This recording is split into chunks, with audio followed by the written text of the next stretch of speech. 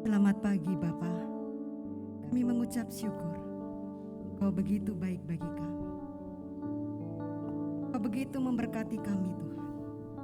Oleh karenanya pagi hari ini, hadirlah Tuhan, hadirlah bagi kami. Di tempat ini, melingkupi kami. Dalam nama Tuhan kami Yesus Kristus.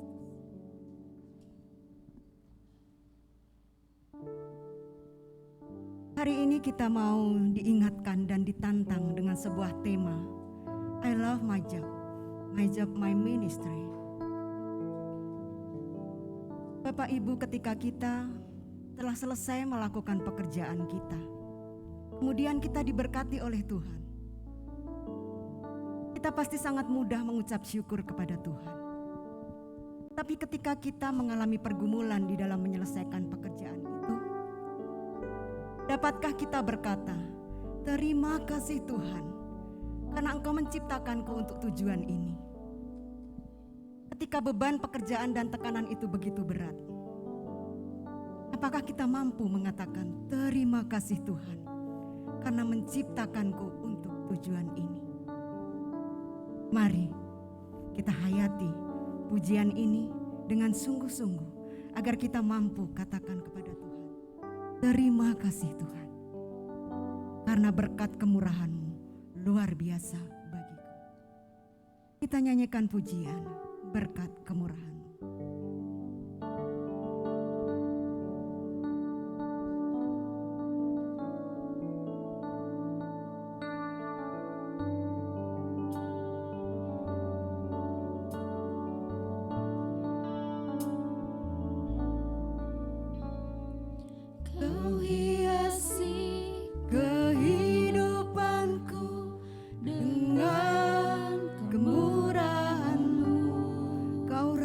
Masa depanku, rancangkan masa depanku, penuh dengan harapan. Katakan, aku ada saat ini. Aku ada saat ini.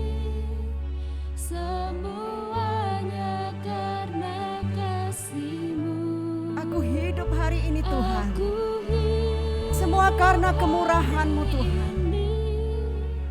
Semua berkat kemurahan-Mu. Katakan terima kasih. Terima kasih Yesus, Engkau sangat baik, teramat baik bagiku.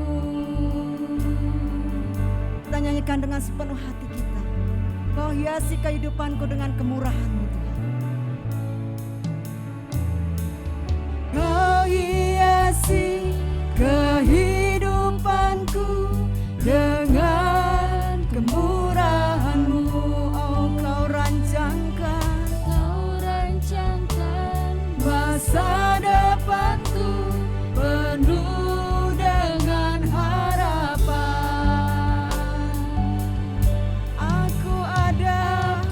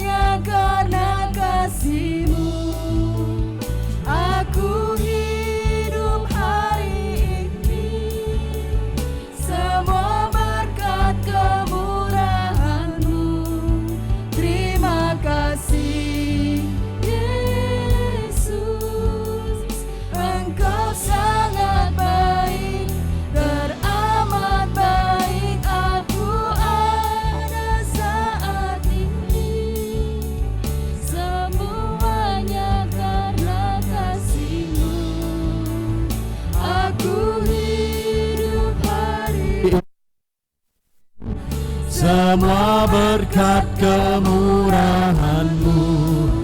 Terima kasih Yesus, Engkau sangat baik, teramat baik bagiku.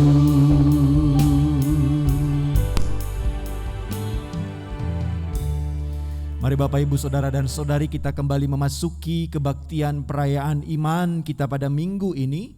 Dan kita memulainya dengan satu pengakuan bahwa sumber pertolongan kita adalah di dalam nama Tuhan Sang Pencipta langit, bumi dan segala isinya, yang di dalam kasih dan kesetiaannya tidak pernah meninggalkan buah perbuatan tangannya. Turunlah atas kamu sekalian anugerah dan damai sejahtera di dalam nama Allah Bapa, Putra dan Roh Kudus. Amin. Mulia bagi Bapa, bagi Anak serta Roh Kudus, dari permulaannya, sekarang dan akan jadi selamanya.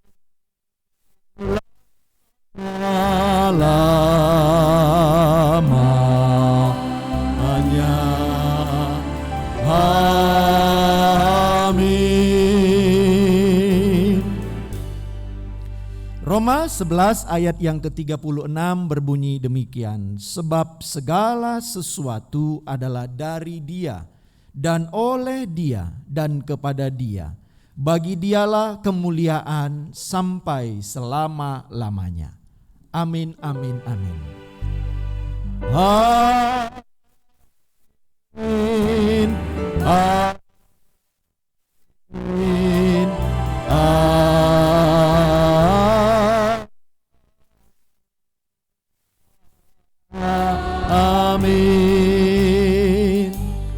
Silakan duduk Bapak Ibu, selamat pagi untuk kita semuanya. Kiranya sukacita daripada Tuhan terus boleh hadir dalam kehidupan kita, dan sukacita itu juga terus membuat kita hidup di dalam pengharapan akan cinta kasih Tuhan dan juga pengharapan akan hari esok kita. Ya, kita terus berdoa untuk semua situasi, keadaan, kondisi di dalam kehidupan kita di dunia ini, biarlah situasi-situasi boleh semakin membaik dan membaik dan membaik, sehingga juga keleluasaan mungkin untuk kita boleh beraktivitas, melakukan kegiatan terus boleh terjadi. Karena itu mari terus kita dukung untuk program-program pemerintah demi pemulihan daripada kesehatan kita. Dan Bapak Ibu, kalau sudah ada yang menerima vaksin, bersyukur. Dan juga mungkin satu catatan bagi saya, mungkin menyarankan mari juga proaktif untuk mencari informasi, ya, agar juga kita tidak berlama-lama untuk boleh mendapatkannya. Jadi juga bisa mencari informasi-informasi sehingga di mana tempat kita bisa dapat untuk menerima vaksin tersebut. Saya melihat kelihatannya juga ada beberapa jemaat yang lansia juga di GKMI Bandung sudah boleh menerima vaksin daripada pemerintah. Jadi juga mari Bapak Ibu kita terus dukung itu. Dan kemarin juga saya lihat Pak Teguh masuk TV kelihatannya, tapi syukur keluar lagi Pak. Saya pikir masih di dalam terus begitu ya. Saya menyaksikan di CNN diwawancarai untuk vaksin yang ada di Immanuel, sedang juga di uji coba di Anhui ya Pak ya. Ya, kita doakan juga supaya itu juga boleh menjadi sarana juga bagi pemulihan kesehatan kita. Selamat beribadah, Tuhan Yesus memberkati kita. Selamat pagi, ada sukacita Bapak Ibu, saudara-saudari. Amin, luar biasa. Pagi hari ini tantangan bagi kita cukup berat ya. Tema kita cukup berat, menantang kita bahwa pekerjaanku adalah ibadahku. Artinya kehidupan rohani kita itu akan dinyatakan melalui pekerjaan kita. Ini tidaklah mudah. Pernah enggak Bapak Ibu ketika tiba di kantor atau mungkin di tempat klien, atau mungkin di toko atau warung yang Bapak Ibu kelola, atau mungkin di tempat ruang periksa pasien, atau dimanapun saja, di mana panggilan pelayanan kita berada, pernah nggak bertanya, apa karakterku itu yang di dalam bekerja itu sudah mencerminkan karakter Kristus? Pernah nggak bertanya seperti itu? Atau pertanyaan yang kedua, apa di dalam pekerjaanku itu kemuliaan Tuhan sudah terpancarkan belum ya? Kemudian mungkin ada lagi pertanyaan, dengan pekerjaanku sekarang ini, apakah aku sudah juga menjadi saluran berkat bagi orang lain? Dan banyak sekali ya, hal-hal yang berkenan di hadapan Tuhan yang bisa kita lakukan di dalam pekerjaan kita. Kita harusnya tergelitik untuk bertanya ini. Kita mudah sekali menjawab bahwa di setiap langkah kita itu tangan Tuhan menuntun jalan kita. Bahwa kasih Tuhan itu sempurna, tiada habisnya, seperti lagu yang akan kita nyanyikan nanti. Namun kita jarang bertanya, hal-hal yang berkenan di hadapan Tuhan sudah kita lakukan dalam pekerjaan bukan? Jangan-jangan antara pekerjaan dan ibadah itu selama ini kita pisahkan. Kita sendiri-sendirikan, kita buat bor. Kalau dalam Zoom itu ada istilah bor ya, breakout room. Jadi itu ada ruang-ruang sendiri antara ibadah dengan pekerjaan. Nah, mari kita akan pikirkan, kita akan gumulkan, kita akan hayati ini dalam hidup kita. Kita akan pujikan pujian di setiap langkahku.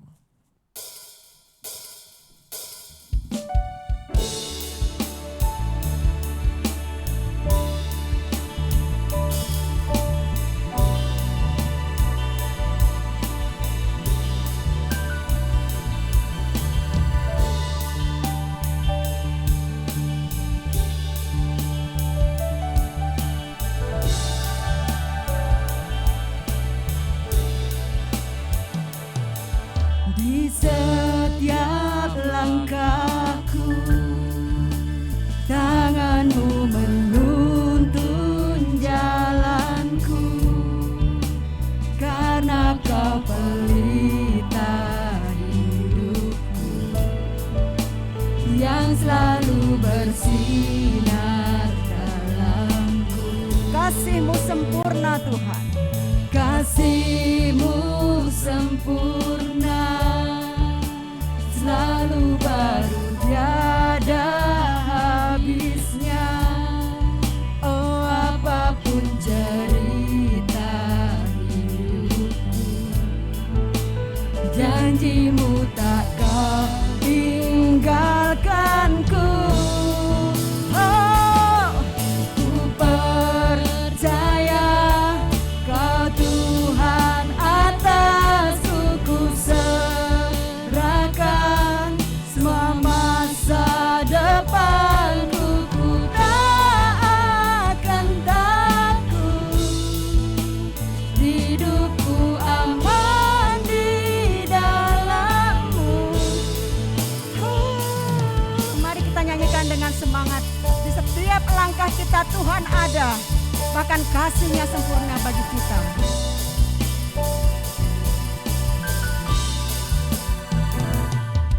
Kasih-Mu sempurna, selalu baru, tiada habisnya.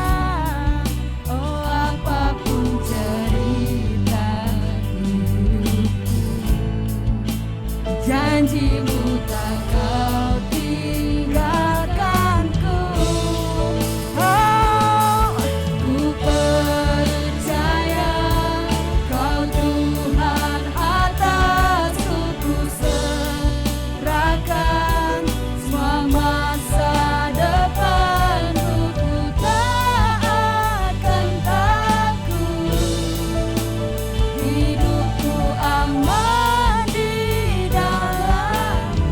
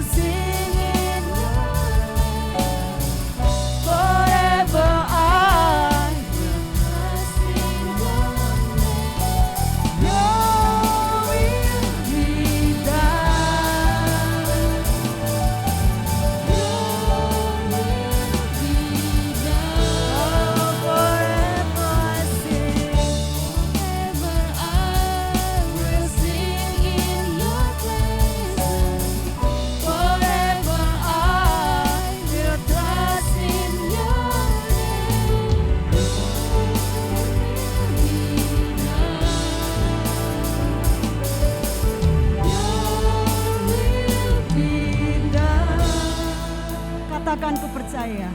Ku percaya Kau Tuhan atasku,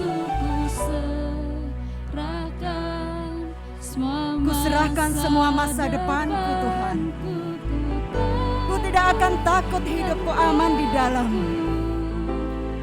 Hidupku aman di dalam-Mu. Ku berjalan Tuhan, Ku berjalan dalam kebenaran-Mu, sumber damai di dalam jiwaku. Kau Yesus yang hidup, tiada yang mustahil bagimu. forever I will sing. I will sing in your praises. Forever I will sing in your name. Your will be done. Your will be done.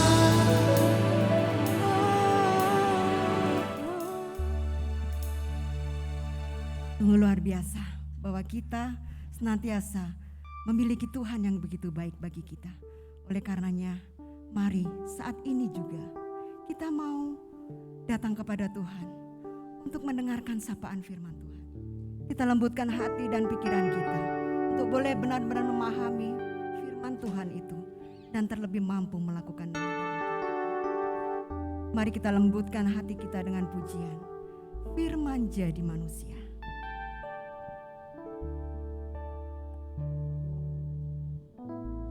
Firman jadi manusia,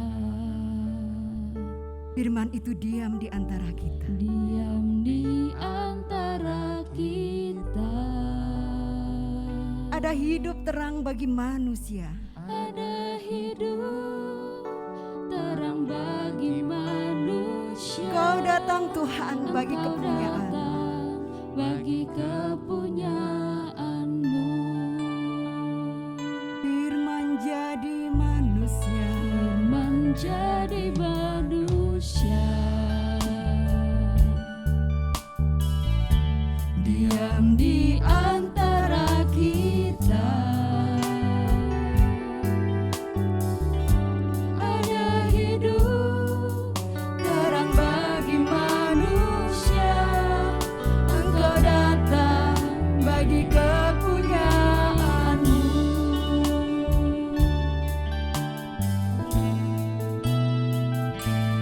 Yesus, Kaulah juru selamatku.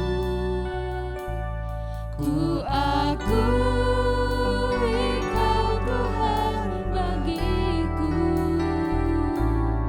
Kau terang bagi saat gelapku.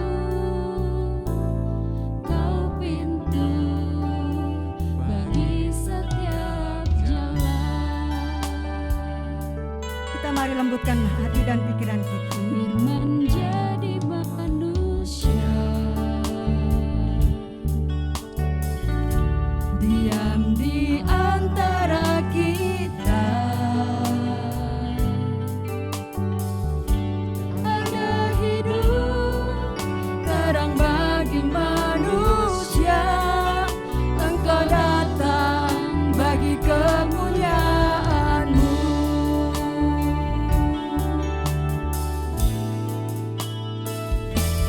Yesus, Kaulah juru selamatku. Ku akui Kau Tuhan bagiku. Kau terang bagi saat gelapku. Kau pintu bagi setiap jalan. Yesus, Kaulah juru. Mari kita siapkan hati kita untuk datang kepada Tuhan, merenungkan firman-Nya. Kau Tuhan bagiku. Oh, Kau terang, di saat gelapku.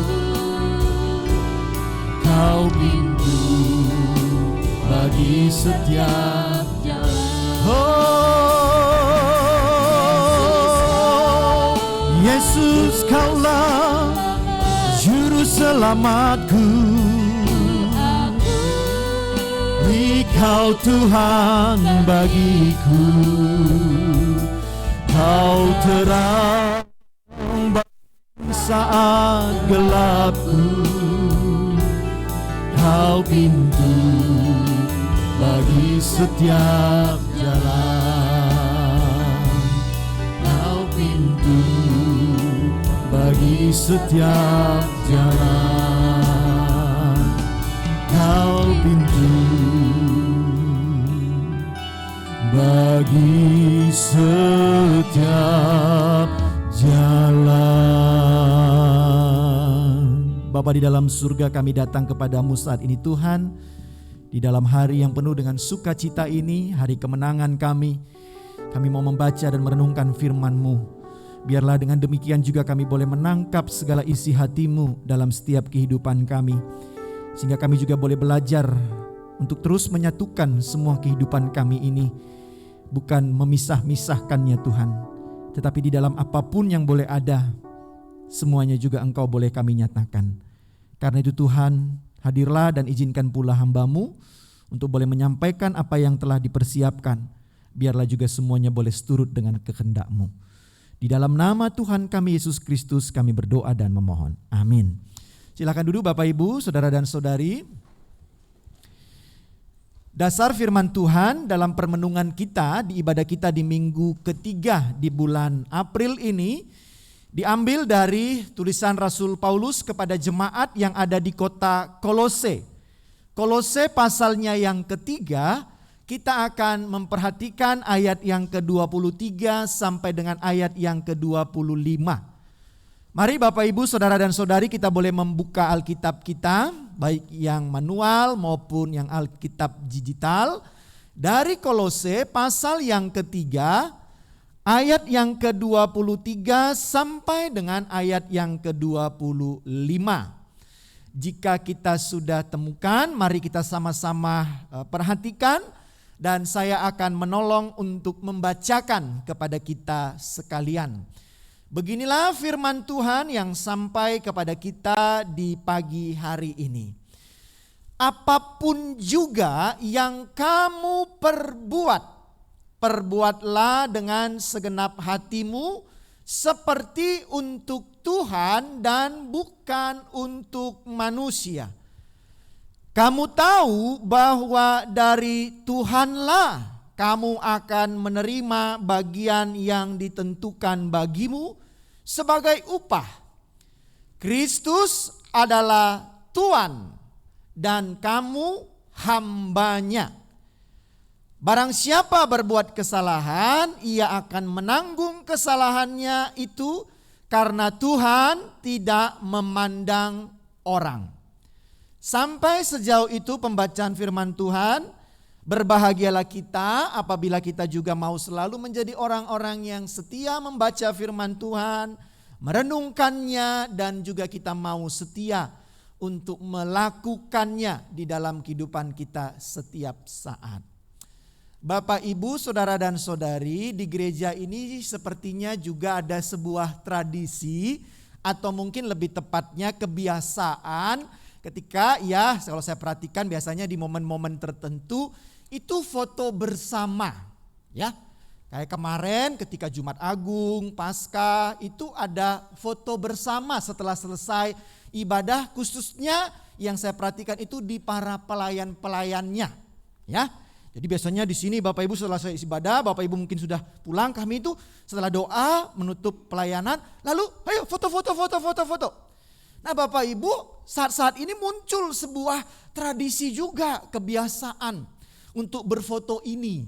Nah, ketika sudah berbaris, ya biasanya saya selalu ada di tengah begitu ya.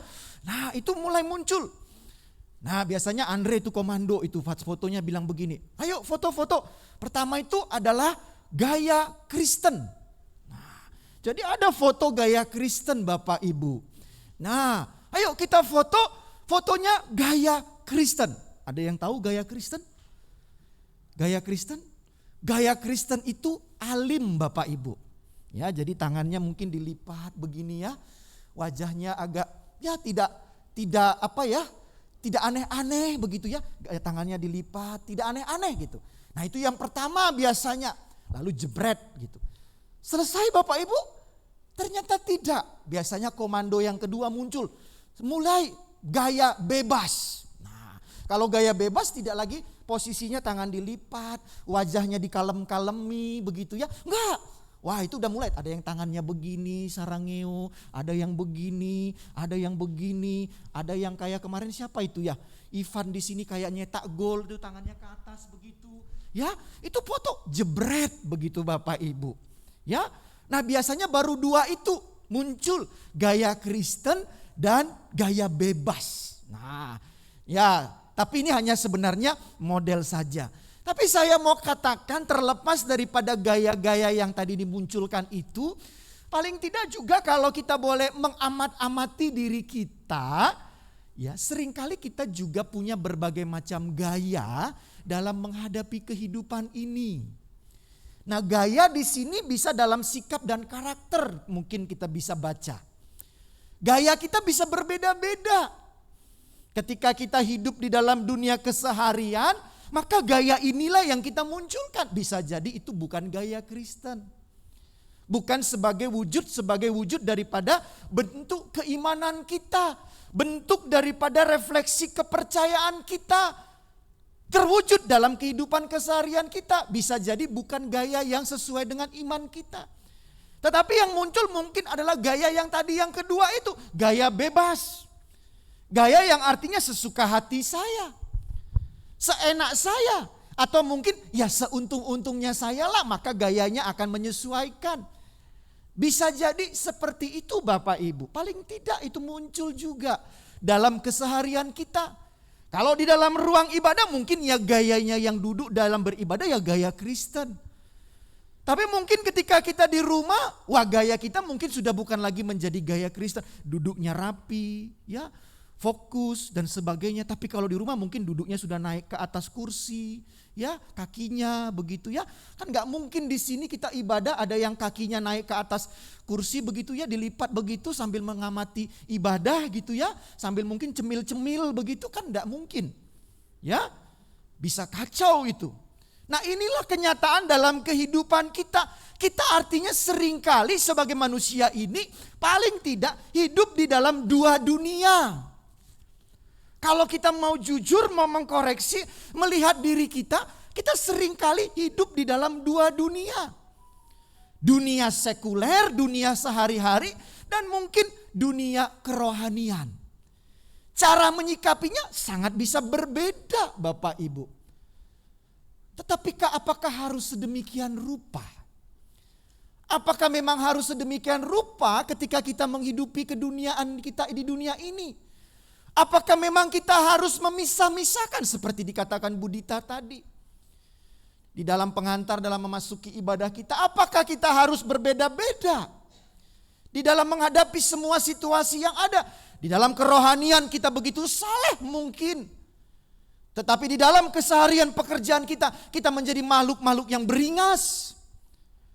Karena hanya ingin mendapatkan keuntungan, kekayaan dengan berbagai macam situasi keadaan, dengan memanipulasi. Tapi sebaliknya ketika kita mungkin masuk dalam dunia kerohanian, tata kelola kata kita begitu baiknya, tata sikap laku kita begitu baiknya, tetapi keluar daripada dunia kerohanian itu, kita menjadi seorang pribadi yang begitu luar biasa berbedanya. Nah, rupa-rupanya ini juga yang sedang dinasehati oleh Paulus Bapak Ibu. Kepada jemaat yang ada di kota Kolose pada saat itu. Yang memang diduga Paulus sepertinya tidak hadir ke sana. Tetapi ia mendapatkan informasi bagaimana kualitas kehidupan jemaat yang ada di sana. Yang juga sepertinya membeda-bedakan dalam sikap perilaku di dalam kehidupannya. Informasi ini ia dapatkan ketika Epafras, seorang pemimpin dalam gereja yang ada di kota Kolose itu, atau juga mungkin katanya diduga dialah juga yang menjadi pendiri jemaat di sana, mengadakan perjalanan mengunjungi Paulus yang diduga sedang ada di dalam penjara pada saat itu di kota Roma. Epafras menceritakan situasi, kondisi, keadaan jemaat yang ada di kota Kolose. Bapak, Ibu, Saudara dan Saudari, kalau kita membacanya dalam kelengkapan dari kitab Kolose ini, maka kita menemukan dua pokok pikiran atau dua tema besar yang disampaikan Paulus tentang situasi keadaan yang sedang terjadi di dalam jemaat di kota Kolose ini. Yang pertama, inti daripada surat Paulus kepada jemaat Kolose ini adalah dia ingin memberantas akan ajaran-ajaran palsu yang sedang muncul di dalam jemaat Kolose, yang sepertinya ajaran itu ingin menggantikan akan keunggulan Kristus serta kedudukannya sebagai inti dalam ciptaan, penyataan, penebusan dan gereja di dalam kehidupan mereka. Itu yang pertama. Dan yang kedua, Bapak Ibu, kalau kita boleh simpulkan, Paulus di dalam surat kepada jemaat di Kolose ini juga ingin menyampaikan pokok pikiran atau tema besar, yaitu ia ingin mengharapkan jemaat di sana agar mereka dapat menekankan sifat kebenaran, sifat sebenarnya dari hidup baru di dalam Kristus dan tuntutannya pada orang percaya. Nah, tema yang kedua inilah yang menjadi juga permenungan kita pada saat ini dengan pengantar yang baru saya sebutkan. Paulus ingin mengharapkan daripada wujud ketika mereka menjadi orang-orang percaya, bagaimana itu diwujudkan dalam sikap, perilaku, kehidupan. Dan sesungguhnya ini juga adalah bagian dalam kehidupan kita, bukankah begitu? Bukankah sebenarnya ketika kita beriman kepada Tuhan itu bukan hanya sekedar berbicara kita menerima keselamatan, jaminan akan hari kehidupan kita. Bukan hanya di dunia ini tetapi juga nanti ketika kita mengakhiri kehidupan kita di dunia ini. Sudah menjadi pasti bukan hanya itu saja sepertinya. Tetapi tekanan daripada iman keselamatan yang diberikan kepada kita itu juga seharusnya berdampak dalam sikap perilaku kehidupan kita. Sebagai wujud kita adalah orang-orang yang telah menjadi manusia-manusia baru. Nah, inilah juga yang ingin disampaikan oleh Paulus. Artinya sebagai wujud kamu sebagai manusia baru, kalau kita boleh renungkan, maka sepertinya Paulus juga mengharapkan supaya kita menjadi orang-orang percaya itu tidak menjadi orang-orang yang membeda-bedakan kehidupan kita. Dan menyikapi kehidupan ini dengan cara berbeda. Bagi Paulus sepertinya dunia itu adalah satu. Tidak ada dunia pekerjaan, tidak ada dunia kerohanian. Tidak ada dunia keseharian, tidak ada dunia profan, dunia kesakralan. Dan itu berbeda, tidak. Tetapi dunia itu adalah satu kesatuan. Bahkan mungkin Paulus sebenarnya menekankan bahwa semua dimensi dalam kehidupan kita di dunia ini adalah sesungguhnya dunia kerohanian. Dunia spiritualitas kita. Nah, karena itu bagaimana itu bisa terwujud? Maka di ayat yang ke-5 sampai dengan ayat yang ke-17. Itu menjadi poin yang penting juga untuk diperhatikan. Di mana di ayat yang ke-5 Paulus menekankan sebagai wujud manusia baru itu dia membuka dengan kalimat di ayat yang ke-5. Karena itu matikanlah dalam dirimu. Apa itu? Segala sesuatunya dalam ayat-ayat selanjutnya. Artinya Paulus di sini mau menekankan bahwa ketika kamu memang sudah menjadi orang yang percaya, maka ada sesuatu hal yang harus bisa engkau matikan. Dimatikan di sini artinya betul-betul disadari segala sesuatu yang tidak lagi berkenan di hadapan Tuhan dan itu tidak lagi diambil dan dilaksanakan dalam kehidupan. Walaupun itu mungkin menyenangkan dan mengenakkan sekalipun. Apa itu? Itulah segala sesuatunya. Ketika itu betul-betul terwujud dan betul-betul dihidupi, maka segala sesuatu yang telah dimatikan itu akan berujung kepada munculnya sebuah sikap baru dalam kehidupan ini. Dan sikap baru itu terwujud dalam relasi. Itulah yang kita baca di ayat 18 sampai dengan ayat yang ke-25. Ketika sudah bisa mematikan segala hawa nafsu, segala macam dan segala macam bla bla bla bla, di ayat 5 sampai dengan ayat 17, maka semua yang telah termatikan itu dalam sebuah kesadaran atas anugerah karya Tuhan yang telah hadir, maka itu akan terwujud dalam relasi-relasi. Relasi dengan suami istri, relasi dengan anak, bahkan juga relasi dengan hamba, dengan pekerja-pekerja. Nah, relasi yang bagaimana itulah yang boleh kita renungkan pada saat ini. Bapak, Ibu, Saudara dan Saudari, Paulus menekankan ketika hidup di dunia ini dalam sebuah kesadaran bahwa menerima karya Tuhan dan itu menyebabkan diri mengalami pembaharuan dalam segala karakter, sikap, perbuatan, maka itu terwujud dalam relasi. Maka relasi itu akan menyebabkan diri kita menempatkan Kristus sebagai yang keutamaan dalam hidup ini. Apapun itu. Karena itu Paulus katakan di ayat yang ke-23. Apapun juga yang kamu perbuat. Perhatikan kalimat di situ, apapun juga yang kamu perbuat. Tidak ada pemisah-misahan. Paulus tidak berkata, perbuatlah seperti ini ketika kamu beribadah, perbuatlah seperti ini ketika kamu sedang bekerja. Tidak. Tetapi Paulus katakan di ayat 23 itu, apapun tanpa ada perkecualian yang kamu sedang perbuat, maka perbuatlah itu dengan sebuah sikap seperti apa? Dikatakan di ayat selanjutnya, perbuatlah dengan segenap hatimu seperti untuk Tuhan, bukan untuk manusia. Dengan kata lain Bapak Ibu, berarti ketika engkau mencuci piring sekalipun, melakukan pekerjaan mencuci piring, maka sesungguhnya pekerjaan mencuci piring itu engkau lakukan seperti untuk siapa? Untuk Tuhan, Bapak Ibu. Maka mungkin sekesel-keselnya kamu, sesebel-sebelnya kamu, jangan banting piring itu. Karena ketika engkau membanting piring itu, maka engkau sedang membanting Tuhan. Perhatikan tadi di ayat 23 itu dikatakan, apapun yang kamu perbuat. Tidak ada pengecualian. Bukan berarti ketika engkau mencuci piring, itu adalah dunia keseharian dan biasa-biasa saja. Tidak. Di dalam kamu melakukan pekerjaan mencuci piring itu pun, sesungguhnya engkau sedang mempermuliakan Tuhan. Betul tidak Bapak Ibu?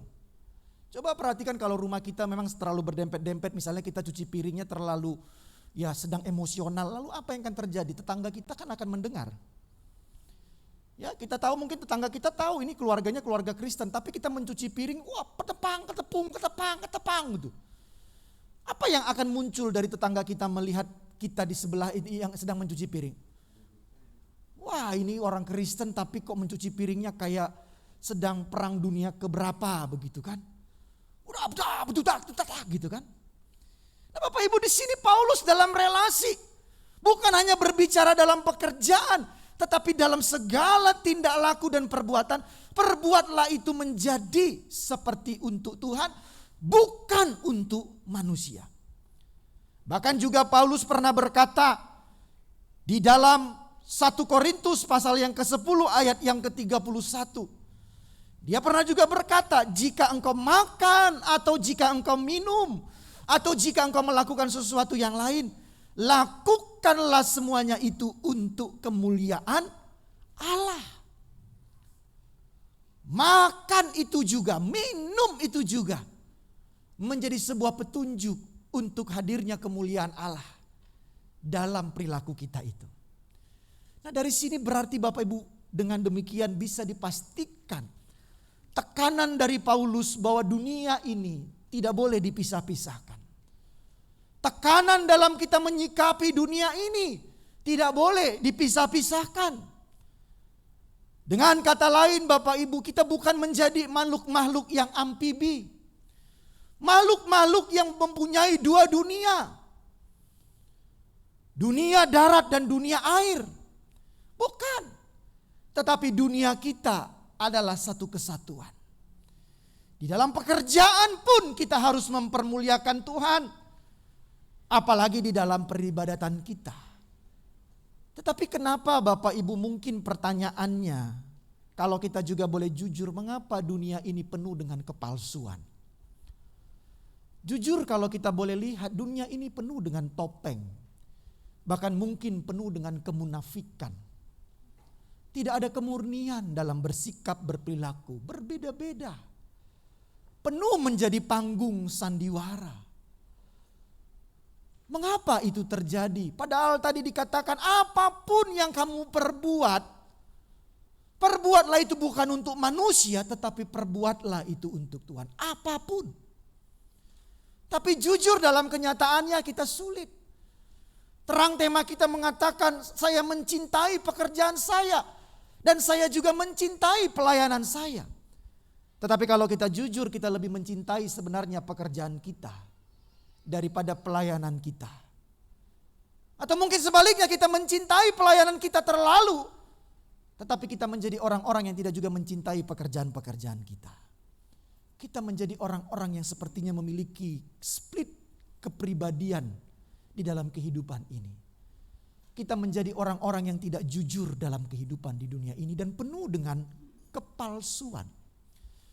Nah Bapak Ibu Saudara dan Saudari, ketika saya merenungkan akan hal ini, mengapa kita menjadi orang-orang yang tidak bisa hidup di dalam dunia yang sama dan berperilaku yang sama, tentunya di dalam terang iman kita. Paling tidak saya menemukan dalam bacaan saya, dalam permenungan saya, itu terjadi karena ada 5 hal yang menjadi penyebabnya.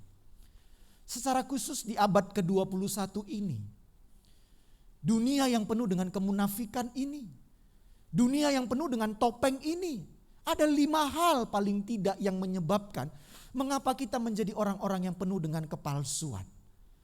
Yang pertama Bapak Ibu, karena ternyata ketika kita hidup di abad yang ke-21 ini, kita hidup di zaman yang terlalu, dalam tanda petik, terlalu kompetitif.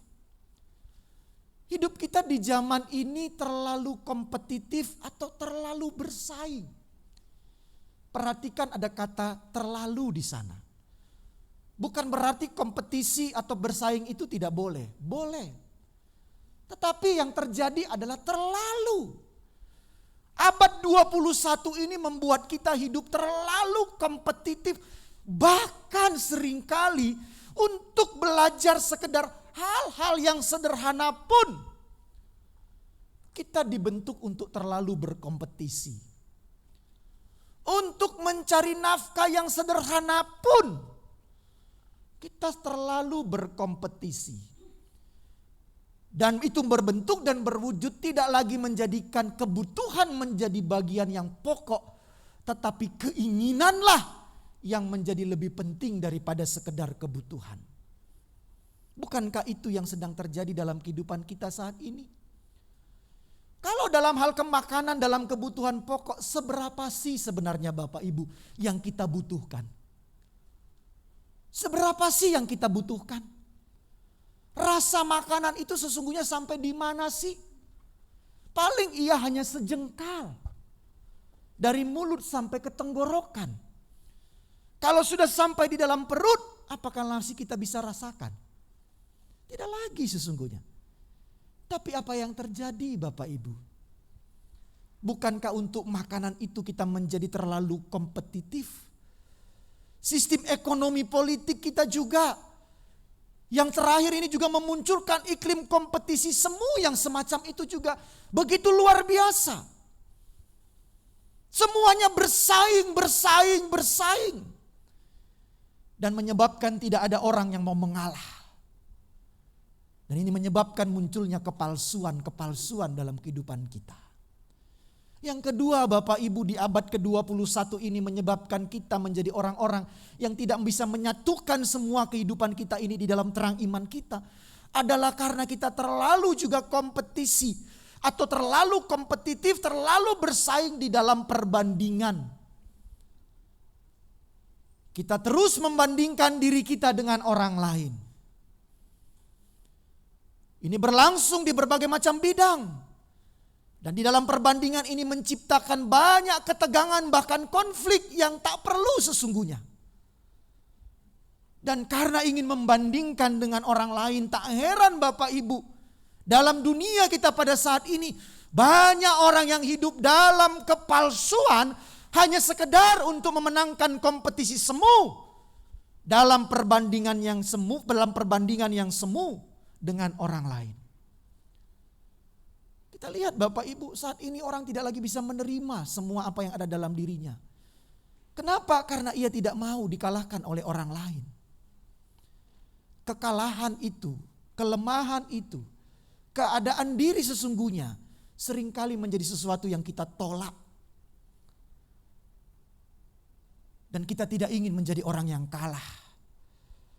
Dan ini menyebabkan kita selalu ingin menang dan tidak mau dibandingkan dengan orang lain.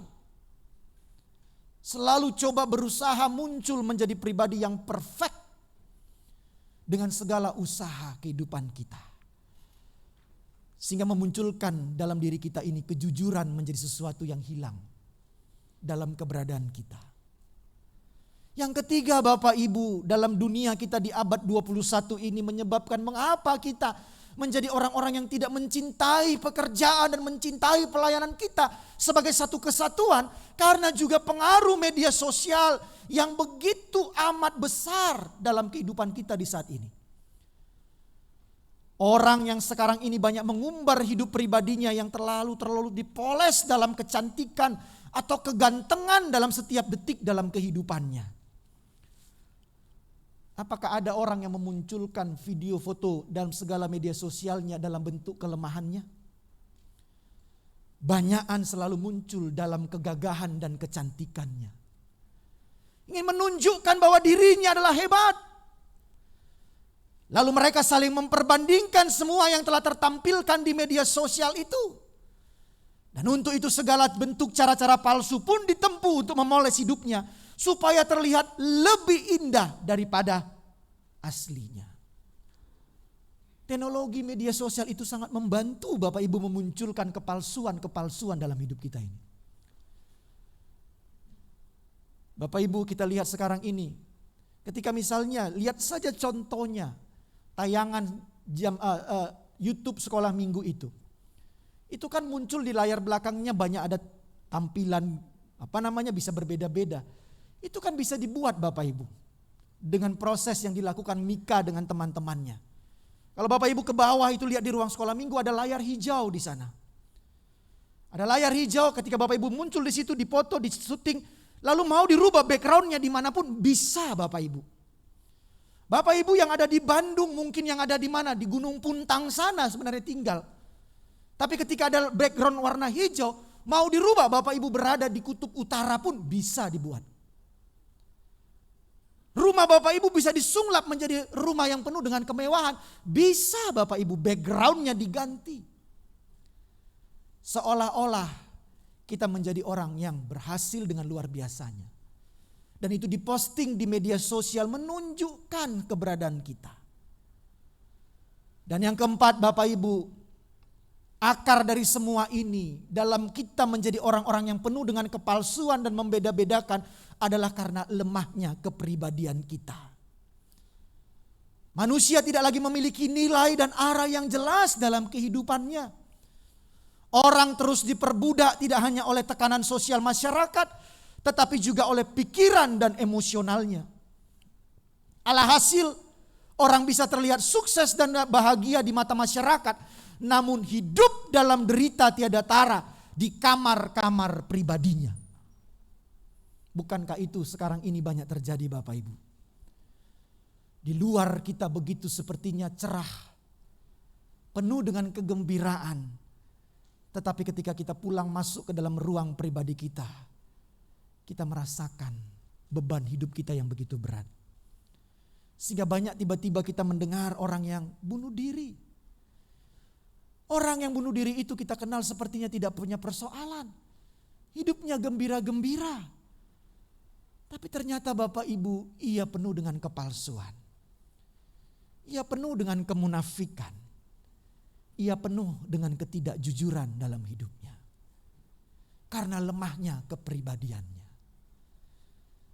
Bapak Ibu Saudara dan Saudari, paling tidak ini juga banyak merasuki diri kami para hamba-hamba Tuhan. Para hamba-hamba Tuhan sepertinya seolah-olah dilihat oleh orang sebagai orang yang sangat kuat. Gagah perkasa karena hidupnya sepertinya selalu dengar-dengaran firman Tuhan setiap saat. Sepertinya hidupnya selalu lihat-lihatan dengan Tuhan.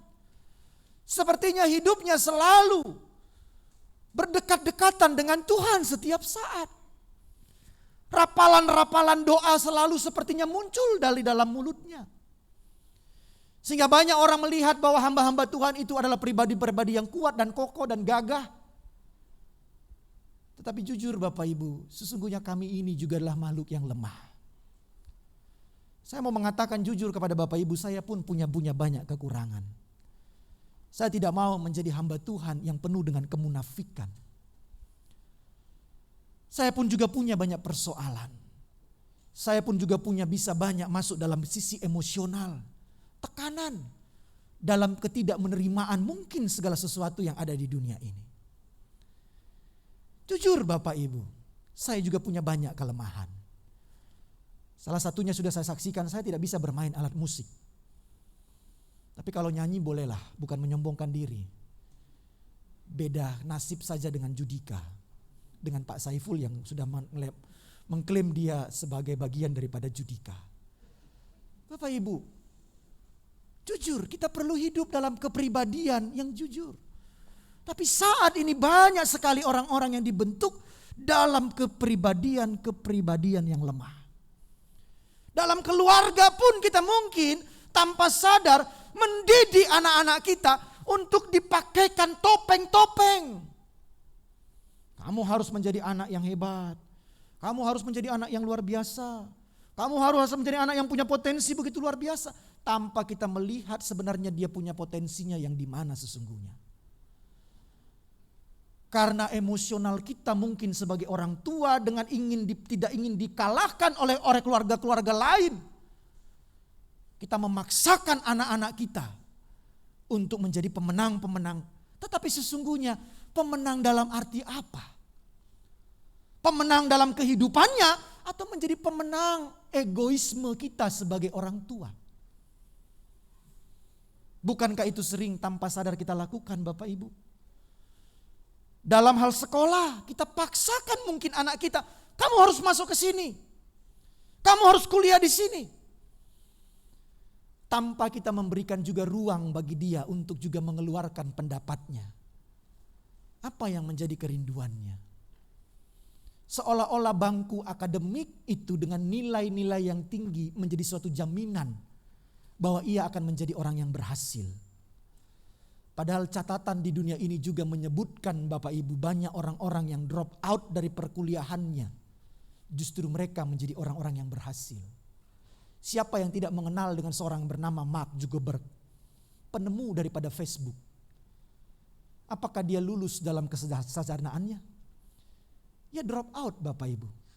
Tapi justru ia menjadi seorang yang berhasil. Tapi bukan berarti dengan demikian anak-anak muda sekarang ini berkata, aku gak mau sekolah ya. Karena Pak Pendeta tadi bilang khotbahnya gak usah sekolah kata gitu. Jangan begitu maksudnya. Ya apa yang menjadi callingmu, hidupi itu dengan sungguh-sungguh. Saya mau katakan sekalipun mungkin panggilanmu menjadi seorang olahragawan pun. Bukan berarti itu tidak mulia. Menjadi olahragawan pun itu juga bisa membuat hidupmu berhasil. Bukan hanya engkau harus kuliah seperti si Martin di ITB. Baru engkau bisa dikatakan itu fakultas universitas yang luar biasa. Tidak. Tapi Martin pun ya sungguh luar biasa juga bisa masuk ITB. Bahkan di fakultas yang paling populer ya Martin ya. Kemarin dia belajar di bawah ngerjain PR, huruf-huruf listrik. Saya bilang, ini apa Martin? Bisa gak keluar nasi dari huruf-hurufmu ini? Gak bisa Pak keluar nasi dari sini katanya. Nasi itu keluarnya dari dapur dimasak. Nah yang kelima Bapak Ibu. Mengapa kita hidup dalam kepalsuan dan menjadi orang-orang yang berbeda? Karena sistem pendidikan kita adalah sistem pendidikan yang bobrok. Dan sistem pendidikan yang bobrok itu berperan besar di dalam menciptakan masalah-masalah ini. Jujur. Di Indonesia, walaupun istri saya itu seorang guru, tapi kalau saya bilang di Indonesia ini, kalau boleh saya katakan, pendidikan kita itu seringkali membunuh akal sehat. Pendidikan kita masih banyak membunuh akal sehat. Kenapa? Karena pendidikan kita di Indonesia ini masih hanya banyak menekankan pada kepatuhan buta serta hafalan-hafalan yang dangkal. Pendidikan kita di Indonesia ini banyak hanya menekankan pada kepatuhan buta. Menjadi murid yang taat, sopan, hadir tepat waktu, berpakaian yang rapi. Tidak boleh melawan guru, tidak boleh bertanya kritis. Dan harus menghafal. Dan itu akan berujung kepada penilaian-penilaian. Angka itu menjadi standar dalam pendidikan kita. A100 itu menjadi nilai yang baik.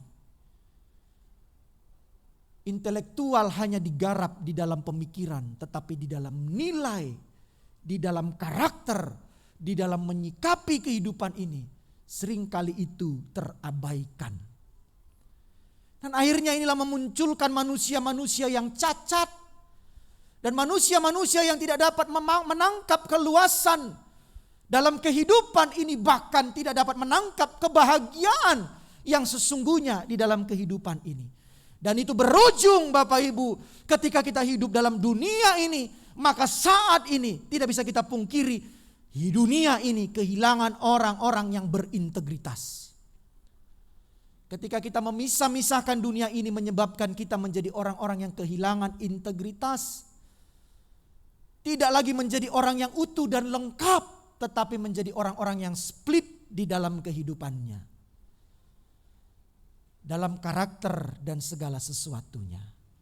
Nah, karena itu Bapak Ibu, dalam permenungan kita saat ini, Paulus mengatakan, apapun yang kamu perbuat, perbuatlah itu bukan untuk manusia, tetapi untuk Tuhan. Tidak memisah-misahkannya. Mengapa? Karena ingat di dalam Roma 11 ayat 36.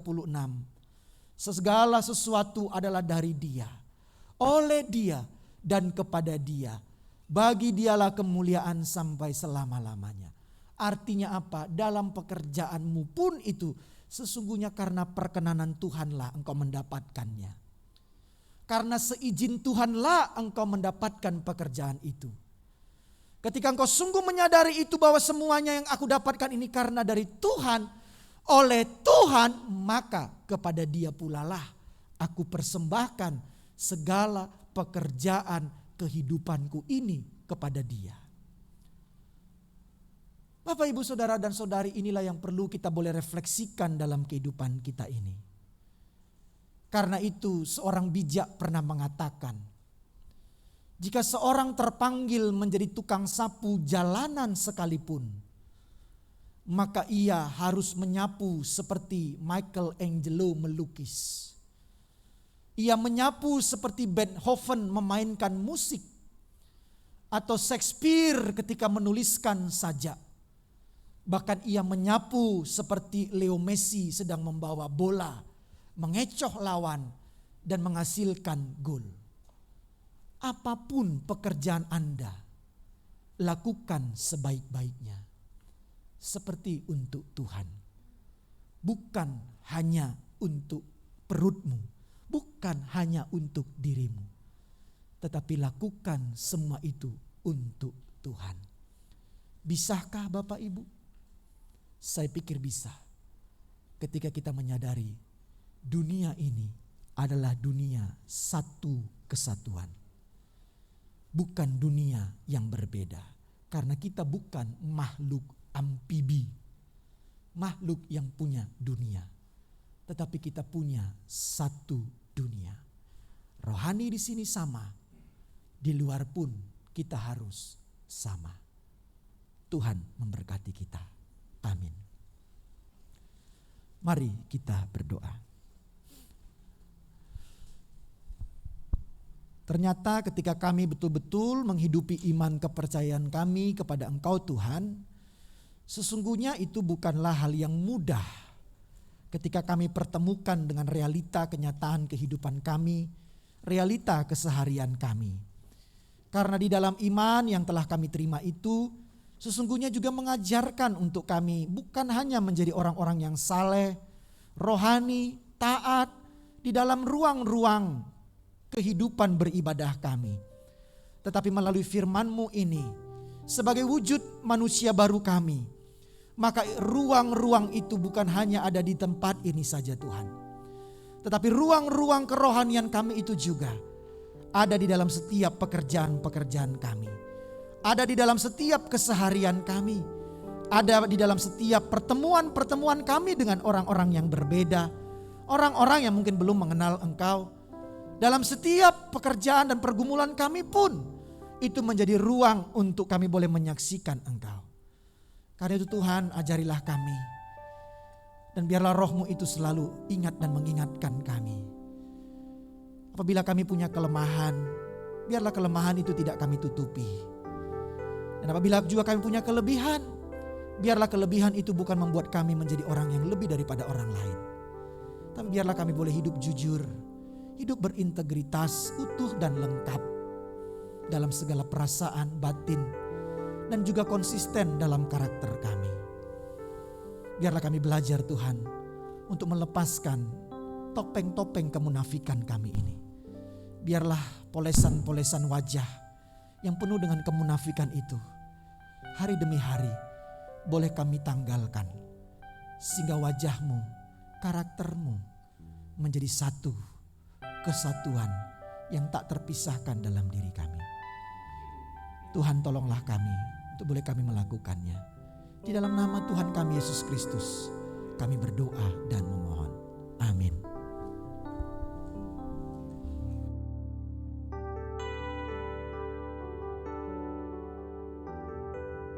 Kita sudah menerima sapaan firman Tuhan yang begitu indah. Biarlah itu tidak berlalu secara sia-sia, namun mari kita lakukan dalam kehidupan pekerjaan kita. Kita mau menaikkan doa syafaat kita, dan sebelumnya mari kita nyanyikan pujian Jangan Pernah Menyerah. Tuhan tak pernah janji langit selalu biru, tetapi Dia berjanji selalu menyertai. Tuhan tak pernah janji jalan selalu rata, tetapi Dia berjanji memberi kekuatan.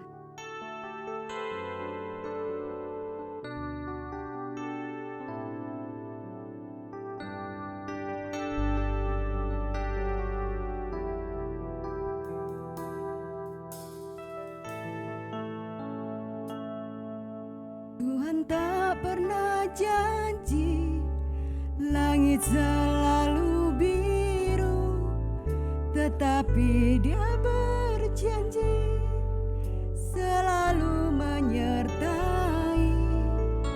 Tuhan tak pernah janji jalan selalu rata, tetapi Dia berjanji berikan kekuatan. Jangan pernah menyerah, jangan berputus asa. Mujizat Tuhan ada saat hati menyembah. Jangan pernah menyerah, jangan berputus asa.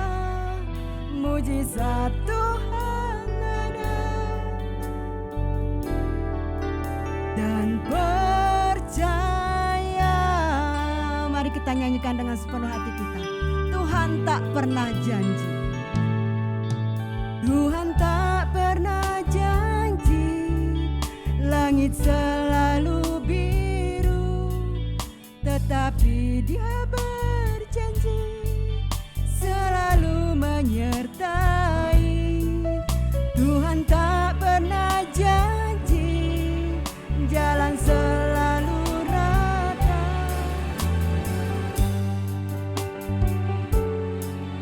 berikan kekuatan. Jangan pernah menyerah, jangan berputus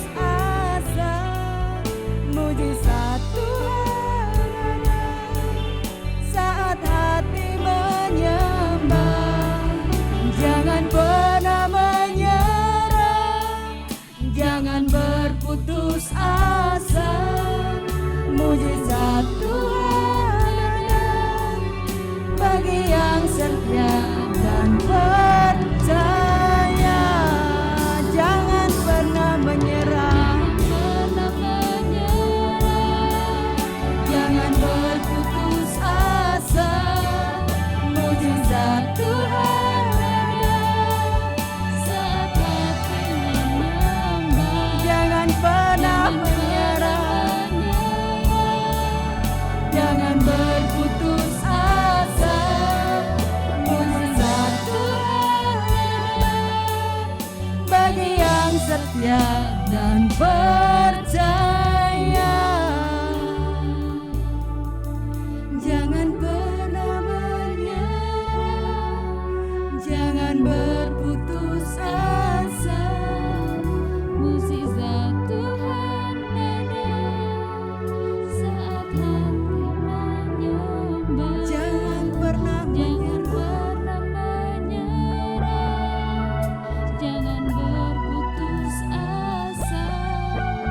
Mukjizat Tuhan ada bagi yang setia dan percaya.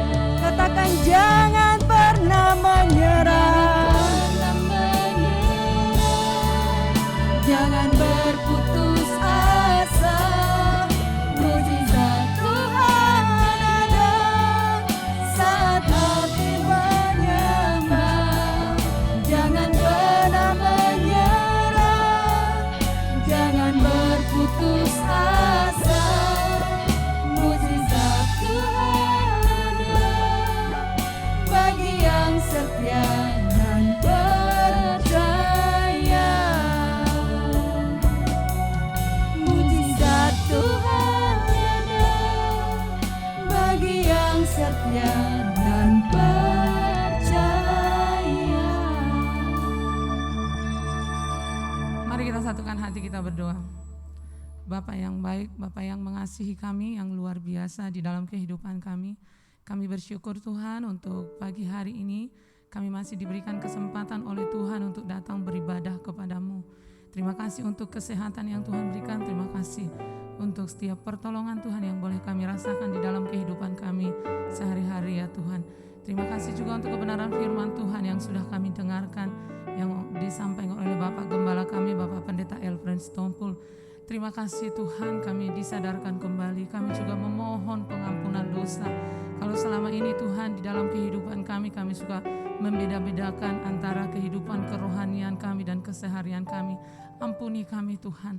Biar belas kasihan-Mu, pengampunan-Mu terus yang meneguhkan, mengokohkan, menguatkan kami Tuhan. Sehingga ketika dimanapun kami berada di hidup yang bagaimanapun, kami tetap melakukan segala sesuatunya untuk Tuhan, bukan untuk manusia. Karena kepada Tuhanlah kami harus bertanggung jawab Tuhan. Engkau melihat setiap hati kami Tuhan.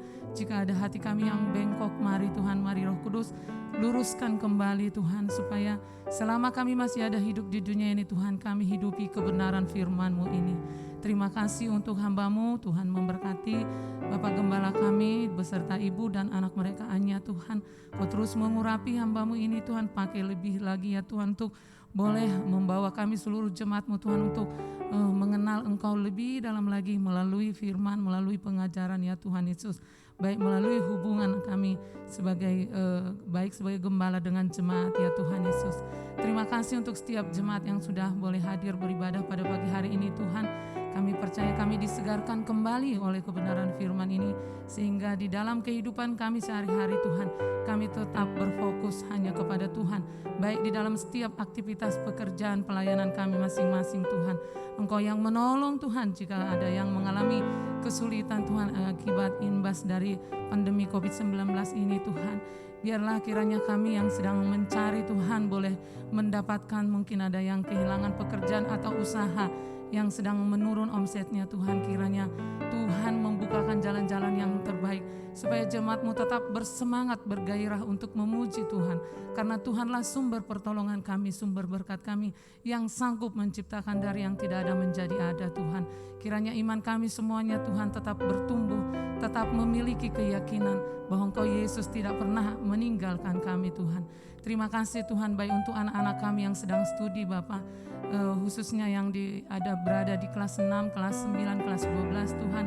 Mungkin anak-anak kami saat ini sedang mengikuti UTBK Tuhan yang akan melanjut ke Universitas Negeri. Kami berdoa supaya Tuhan memberikan ketenangan, kedamaian, hikmat, kebijaksanaan yang daripadamu. Kami merindukan supaya anak-anak kami juga boleh melanjutkan pendidikan ke jenjang yang lebih tinggi lagi Tuhan. Kemanapun yang Tuhan inginkan anak-anak kami. Supaya anak-anak kami juga Tuhan boleh menjadi berkat, boleh menjadi terang di tengah-tengah bangsa dan negara kami ya Tuhan. Terima kasih ya Bapak, baik anak-anak kami yang merindukan pekerjaan dan juga pasangan hidupnya bagi yang sudah cukup usia ya Tuhan. Kami bersyukur bahwa Tuhan pasti menolong mereka, memberikan mereka hikmat kebijaksanaan untuk bertindak ya Tuhan Yesus. Terima kasih juga untuk bangsa dan negara kami bersyukur untuk Bapak Presiden, para menteri pembantunya dan semua ya Bapak jajaran yang paling tinggi sampai yang paling rendah.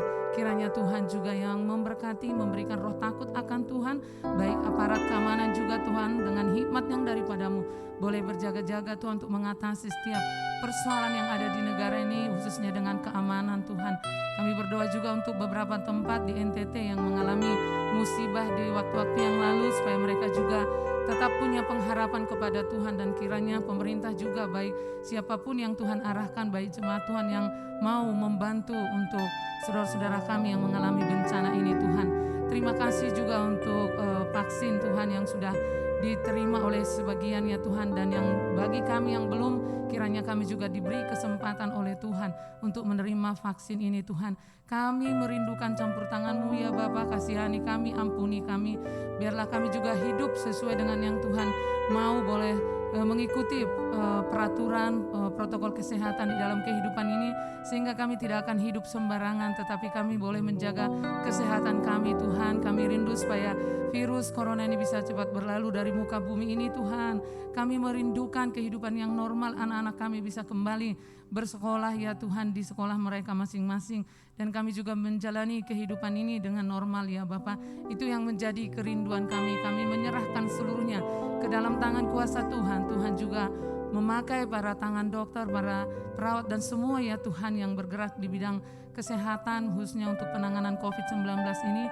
Tuhan terus mengurapi mereka, memberikan kekuatan yang ekstra ya Bapa, sehingga dengan pertolongan Tuhan saudara-saudara kami yang sedang dirawat di rumah maupun di rumah sakit boleh mengalami kesembuhan. Terima kasih juga untuk pelayanan PPA Pelangi Kasih, Tuhan terus memberkati baik mentor dan tutornya, terus Tuhan urapi mereka. Mungkin saat ini belum ada pertemuan tatap muka, kiranya di waktu-waktu yang akan datang bisa kembali anak-anak di PPA ini boleh hadir dilayani secara pribadi-pribadi ya Tuhan. Terima kasih ya Bapak, kami bersyukur juga Tuhan untuk setiap program pelayanan di gerejamu ini. Kiranya Tuhan yang memberkati untuk setiap departemen yang Tuhan bisa berjalan baik pun secara online maupun offline ya Tuhan Yesus. Terima kasih Bapak, kami serahkan seluruh kehidupan kami masing-masing, baik anak-anak-Mu yang mengambil pelayanan pada pagi hari ini, baik nanti ibadah kedua, kiranya Tuhan yang memberkati dan mengurapi. Inilah doa dan permohonan kami ya Tuhan yang jauh dari sempurna, tapi Tuhan sanggup menyempurnakannya. Di dalam nama Tuhan Yesus Kristus kami telah mengucap syukur dan berdoa. Amin. Warta jemaat oleh majelis. Ya, shalom. Puji nama Tuhan, selamat hari Minggu, selamat sudah beribadah pada ibadah pertama ini. Kami atas nama hamba Tuhan, majelis menyambut kehadiran Bapak Ibu sekalian. Juga buat yang baru pertama kali hadir atau yang sudah beberapa kali tapi baru muncul kembali, Tuhan memberkati sekalian. Ada orang tua dari Sumatera ya, selamat datang ya Inang, Tuhan memberkati. Ya, Tuhan memberkati. Kita akan mendengarkan warta pada pagi hari ini. Kami berterima kasih atas pelayanan hambanya Bapak Gembala yang sudah melayani kita dari firman Tuhan pada ibadah pertama dan nanti pada ibadah kedua. Tuhan terus memberkati Pak Gembala. Ibadah Komisi Perempuan akan dilaksanakan pada hari Jumat ini. Pada hari Jumat jam 10 pagi lewat Zoom. Untuk Komisi Perempuan, wanita-wanita Tuhan, untuk boleh bergabung ya. Bagi perempuan-perempuan, coba ibu-ibu mana tangannya, acung dulu. Nah, tolong di download ya Zoom ini, karena kita kan nggak ada nggak ada pertemuan tatap muka seperti ini wanita. Jadi kami berharap wanita-wanita, ibu-ibu boleh bergabung bersama lewat Zoom ini ya. Ada hambanya Ibu Pendeta Paulina Dangga yang akan melayani kita dari firman Tuhan. Kesaksiannya luar biasa ibu ini ya. Kemudian Departemen Diakonia menyampaikan berkenaan dengan terjadinya bencana di NTT dan beberapa kali ada juga goncangan-goncangan yang baru-baru ini juga terjadi. Ada juga iklim yang kurang baik pada masa ini. Di sini dari Mennonite Diakonia Service atau MDS menyampaikan bagi Bapak Ibu yang mau peduli dengan NTT ini boleh menyampaikan persembahannya. Sudah ada nomor rekeningnya di sana, dan jikalau mau lewat persembahan ada amplop persembahan disediakan di depan ya. Kemudian terima kasih buat Bapak Ibu sekalian yang sudah membawa persembahan kepada Tuhan. Tuhan terus memberkati, dan kami sampaikan selamat ulang tahun kepada saudara-saudara kami yang berulang tahun pada minggu ini, yaitu Bapak Erikson Samosir tanggal 19 April. Pak Erikson ini kemarin ada jatuh ya, kecelakaan ya. Tuhan kiranya memulihkan dengan segera. Kemudian Saudara Bima Putra Goklas tanggal 20 April, Ibu Acen tanggal 22 April, Bapak Rinaldi Ivan Marsali pada tanggal 24 April. Selamat ulang tahun, Tuhan kiranya memberkati semua. Kemudian ada ibadah remaja Sabtu pukul 9.30. Adakah tayangannya? Itu aja? Oke. Ya, demikian warta hari ini. Tuhan memberkati kita sekalian.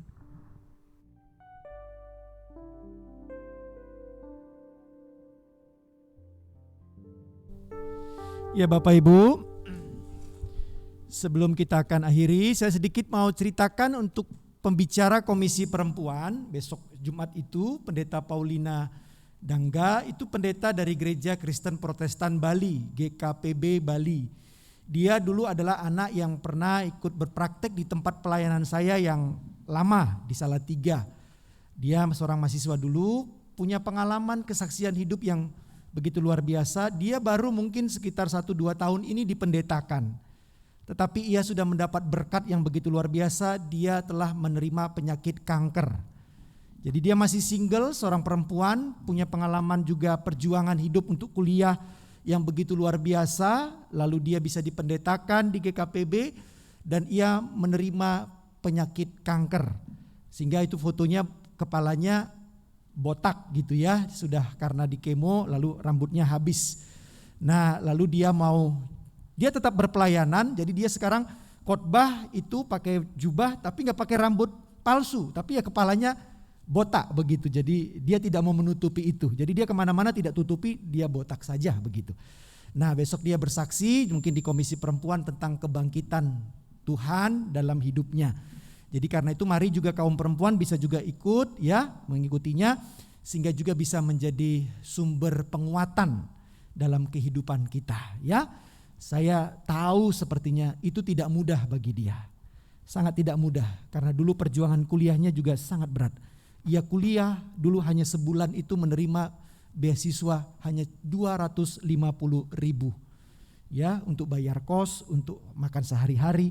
Tapi anaknya setia. Jadi dulu ikut dengan kami juga ya, dan dia berhasil dan dia melayani di gereja GKPB yang sangat besar di Bali, di daerah Puja Mandala. Itu tempat gereja yang ada masjidnya, ada puranya, ada apanya, itu satu kompleks dan di situ gerejanya dia melayani. Sangat luar biasa. Jadi silakan ibu-ibu, semoga juga besok itu bisa menjadi satu berkat bagi kita dan juga dukung untuk MDS. Ya, melalui persembahan kita untuk juga kita boleh meringankan beban daripada saudara-saudara kita. Nanti bisa dikumpulkan melalui persembahan dan nanti akan dikirimkan oleh gereja ya kepada kita sekalian. Mari Bapak Ibu, kita akan mengakhiri ibadah kita. Mari kita bangkit berdiri. Biarlah kita boleh menjadi orang-orang yang belajar untuk tidak memisah-misahkan sikap perbuatan kita dalam kehidupan ini. Kita tetap menjadi orang yang saleh, orang yang taat, orang yang setia di dalam kehidupan kerohanian kita. Dan begitu pula kita menjadi orang yang saleh, orang yang taat dalam kehidupan keseharian kita. Kita dimanapun berada tetap kita melayani Tuhan. Apapun pekerjaan kita, kita lakukan itu untuk kemuliaan Tuhan. Kini kita akan undur dari tempat ini, kita akan pulang dan biarlah kita pulang dengan menerima berkat-Nya. Kiranya Allah memberkati engkau dengan senyumnya dan kasih sayangnya, sehingga membuat dunia lebih indah daripada tangisan dan air mata, yang juga membuat derita sesama lebih ringan untuk ditanggung, dengan kisah iman dan kidung pengharapan yang membuat perjalanan hidupmu tak sepi dan tak membosankan, dengan keberanian dan suara nyaring untuk mempersaksikan Allah yang tidak pernah menyesal telah mencintai dunia ini. Kiranya Allah Bapa, Anak dan Roh Kudus merengkuh dan melingkupimu, mengasuh dan mendewasakanmu, memandangmu dan tersenyum kepadamu, kini dan selama-lamanya. Amin. Kiranya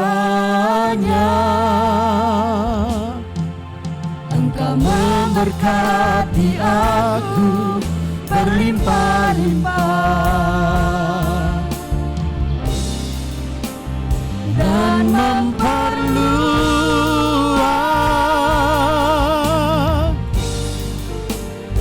daerahku,